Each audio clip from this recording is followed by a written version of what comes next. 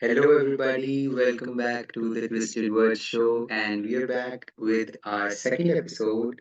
And today we are going to talk about Mariana.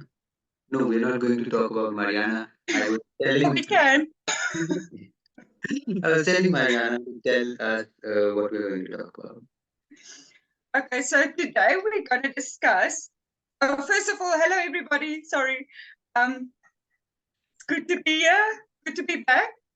Yash and I are going to talk about once you have a story idea, because sometimes it can be very random. But once you have a story idea, what do you do next? Where do you go from there? So you have, uh, for example, you want to write about farm animals.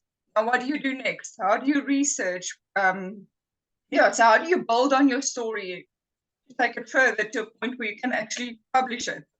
Yes. So, like from the idea, like you have the idea, and then how do you, what all things that you need to do to get the writing process started and then be able to move to the next steps of editing Yes. and all that. Great. So let's get started with that, and we hope that you like this episode. And okay, so Mariana, please. Okay, so let me give you an example of how a story idea came about quite some time ago. I asked one of our children, because I write children's stories, I asked them, what would you like me to write about? And the answer was goldfish. I'm like, Just one thanks word. for that. That is all for the prompt that you get. She was adamant she wanted the story about the goldfish. Now, I know very little about goldfish. Well, the ones I know live in a little tank in your house. You know, there's not much to tell. Goldfish aren't the most interesting characters out there. So what I did, I researched whether I love Google, so I Google everything. I researched whether you actually find them in the ocean because I have no clue if you can find goldfish in the ocean. And if you do, where would you find them? Like specific places, countries, wherever.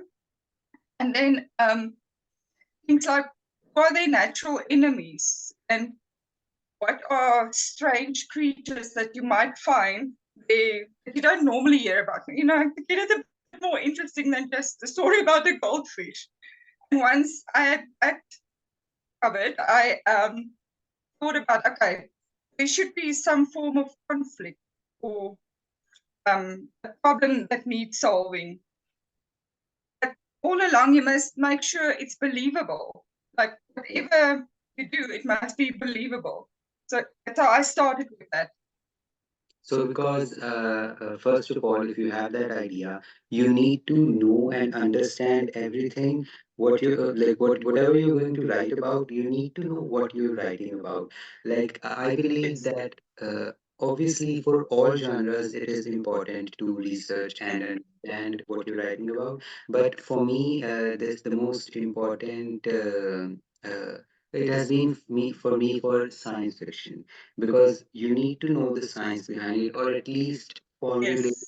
formulate the science like on your own, uh, connect all those dots, like pick one idea from Yes. there, pick one idea from there, and make something up, because obviously it's science fiction, so it will be something that might not be actually existing right now. So the research, the learning, that whatever goes into that idea. So once you have that idea, you need to know that your knowledge about that topic is up to date and you know what you're writing about. Exactly. And Yes. I'm telling you, even with children's stories, they know when you're talking nonsense. They know very well. So you must at least sound like you know what you're talking about. Yes. And about the conflict point of yours, of course, if the story needs to have some kind of conflict so that we know that we are getting from point A to point B in the story and where the story is going. So I think this idea can be generalized to saying that after you have a story idea, you need to plot the story. Yes. No, Yeah. some pantsers might not like this. They're like, oh I'm my. one of those, Yash. I'm a Oh, bit like that. okay. So what more do you have to say about this? After we have the idea, what other things can we do before starting the writing process? Just in defense of us pantsers, you sometimes have this brilliant plot laid out, and then your characters decide they want nothing to do with your plot. They have their own idea and they go in their own direction. Okay. It happens all the time. Yeah. Yes. So, Also, you mentioned characters. So after we have the idea, I'm sure nobody has tens of hundreds of characters in their minds just right when they have the idea, no, right? So you need to have characters as well. So I think like it has been the case for me for the horror story that I've been writing. Uh, After I had the idea, I was like, okay, if I want this idea to be big and I want to make it a novel, I need to have very interesting characters. mm, So after the idea, one other important step would be, of course, making characters for the story. What do you say? yes. I heard a webinar once where the person was talking about if you don't know what characters to use. Like, I think she said like four of your favorite movies and see who your favorite characters were and why. And then hold your new character almost not as a combination, but see what character trait you like about those four that your favorite, and use those character traits for your new character. Does that make sense? That's Yes. a nice It- idea yes. to find or to build your character using that. Yes. And I Because know often people say base it on somebody you know. I think it's okay, you can get away with it with some stories, but sometimes people will know you were talking about them, so you have to be careful when you yes, do that. yes. But that's only if the people you know actually read your book. Read your book. Yes, exactly. Ouch. It's actually sad if they don't find out because that means they never read your book. Okay.